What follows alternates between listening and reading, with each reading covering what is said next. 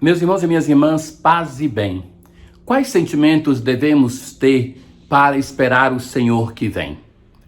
Este domingo do tempo do Advento, o terceiro domingo, ele nos recorda um tradicional domingo da Quaresma. O domingo da Quaresma, ele é chamado de Laudate. No tempo do Advento, é chamado de Gaudete.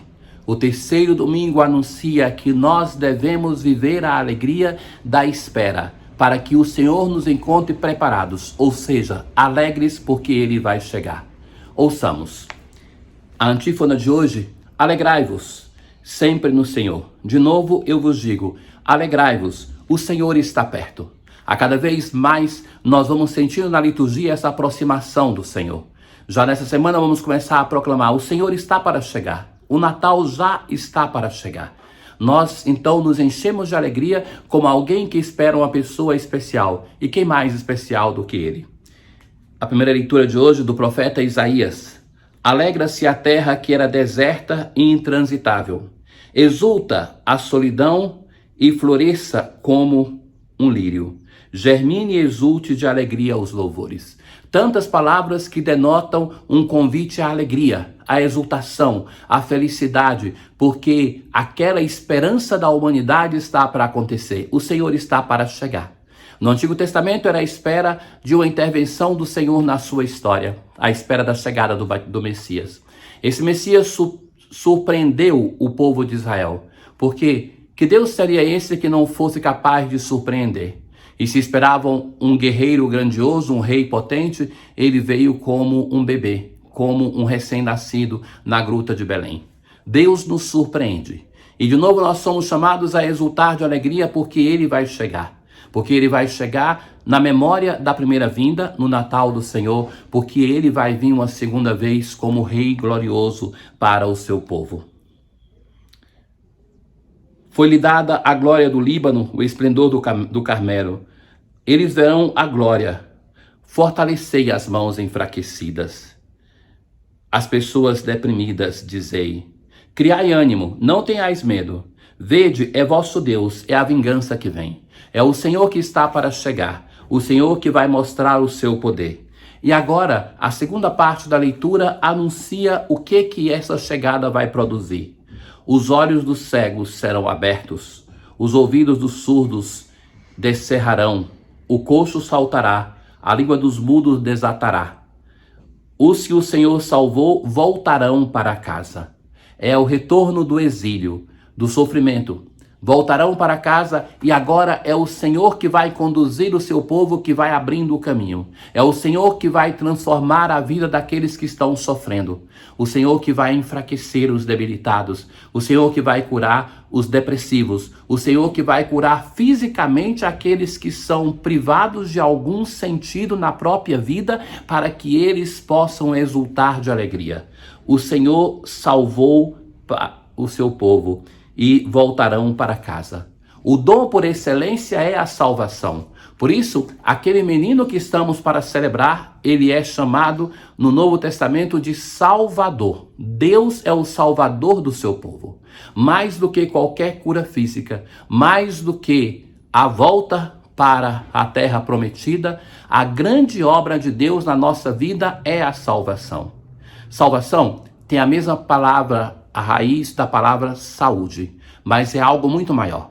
A devolução da saúde do corpo não é uma garantia de uma vida imortal, mas mesmo com a fragilidade do corpo, nós podemos experimentar uma força de salvação, como se diz no hino do Benedictus no Evangelho de Lucas. Uma força de salvação que nos é prometida, que chega para nós. E essa força de salvação é a maior obra que Deus pode fazer por nós. Cheios de gozo e contentamento, não mais conhecerão a dor e o pranto. No salmo de hoje, que como uma resposta possível tem o aleluia, aleluia, aleluia.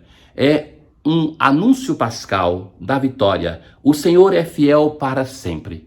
E vai mostrar essa fidelidade de Deus através de um decálogo. São 10 ações de Deus na história da humanidade.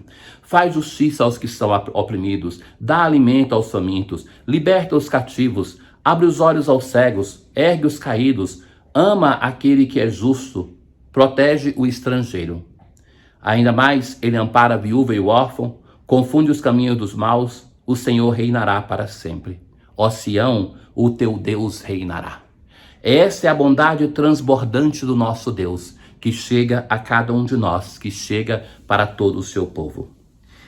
Na carta de Tiago, por vezes nós temos essas sessões que são uma advertência a uma mudança de vida. Hoje, ele vai dizer assim: ficai firmes até a vinda do Senhor. Veja o agricultor, ele fica firme até chegar a chuva. Ficai firmes e fortalecei vossos corações. Eis que o juiz está às portas. Irmãos, tomai por modelo de sofrimento e firmeza os profetas que falaram em nome do Senhor. Enquanto nós esperamos na certeza da fé que ele vem, sejamos firmes, vivamos com alegria. Não nos deixemos abater pelos problemas, pelos sofrimentos da vida presente. Vivamos com alegria para que ele nos encontre firmes, em pé diante do Filho de Deus que vai chegar.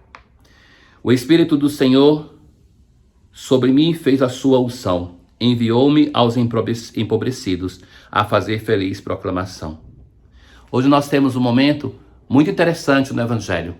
Aquele que, o precursor, aquele profeta grande que entre os nascidos de mulher nenhum maior do que ele duvida. Ele observa Jesus, ele está na prisão, então ele manda uma embaixada. Manda os seus discípulos perguntar para Jesus se é ele mesmo ou devemos esperar um outro. Deus deve sempre nos surpreender, meus irmãos. Um Deus que encaixe na nossa medida exatamente é uma criação nossa. Não é o Deus do nosso Senhor Jesus Cristo. Deus deve nos surpreender.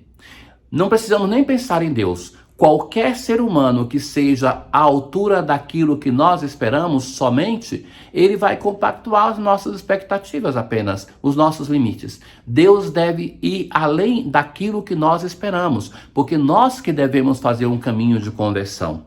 João estava na prisão.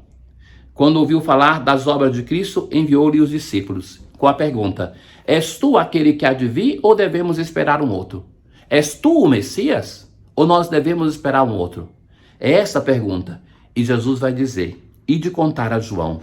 Os cegos recuperam a vista, os paralíticos andam, os leprosos são curados, os surdos ouvem, os mortos ressuscitam e os pobres são evangelizados. Veja que é a realização daquilo que nós ouvimos na primeira leitura. Esses eram os sinais que o povo de Israel buscava identificar para ver quem era o Messias. Jesus responde com a profecia de Isaías para dizer que, olha, digam a João que isso está acontecendo. Feliz aquele que não se escandaliza por causa de mim. Feliz aquele que, diante da revelação de Deus, não fica incomodado porque Deus não é de acordo com a imagem e semelhança que ele projetou para Deus. Feliz aquele que, diante de Jesus, muda o seu modo de pensar, que vê que ele é Deus e que eu devo me transformar. O discípulo de Jesus, de João, partiram e Jesus começou a falar. O que fostes ver no deserto? Um caniço agitado pelo vento? Aquela cana frágil que fica encurvada na posição do vento. O que foste ver? Um homem vestido com roupas finas? Mas esses estão nas cortes. Um profeta? Sim, eu vos afirmo. E alguém que é mais do que um profeta. Eis, dele está escrito, eis que envio o meu mensageiro à sua frente. Ele vai preparar o teu caminho diante de Deus. Em verdade vos digo, de todos os homens que já nasceram, nenhum é maior do que João Batista, um grande profeta. Mas a conclusão de Jesus, no entanto, o menor no reino dos céus é maior do que ele. Porque o critério agora não é a profecia, mas é o reino dos céus. E nesse reino dos céus, nós temos um valor que não é aquele que nós nos damos, mas aquele que nós recebemos daquele que é o rei neste reino, do próprio Senhor.